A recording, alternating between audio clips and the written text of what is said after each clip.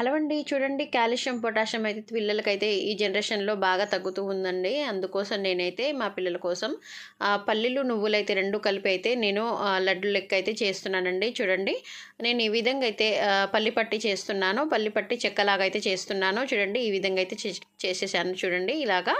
ఇక పిల్లలకైతే పోషకాలైతే చాలా తక్కువైపోతున్నాయండి. అందుకోసం పిల్లలకైతే మనం బయట తీసుకురావడం కూడా మనం ఇంట్లోనే ఈ విధంగా చక్కగా తయారు చేసుకొని పిల్లలకి గనక మనం పెట్టేస్తే చాలా హ్యాపీగా ఫీల్ అయ్యి వాళ్ళైతే తింటూ ఉంటారు. వాళ్ళ హెల్త్ కూడా మంచిగా ఉంటూ ఉంటుందండి. ఆడపిల్లలైతే ఖచ్చితంగా పీరియడ్స్ అనేవి టైం టు టైం రావు కదా!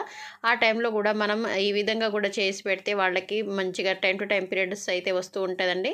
చూడండి, పల్లి పట్టి నువ్వులైతే ఈ విధంగా కలిపి అయితే చేసుకొని పిల్లలకి పెట్టడం వల్ల చాలా పోషకాలు కూడా కలుగుతూ ఉంటుంది. కాల్షియం, పొటాషియం కూడా వస్తూ ఉంటుంది.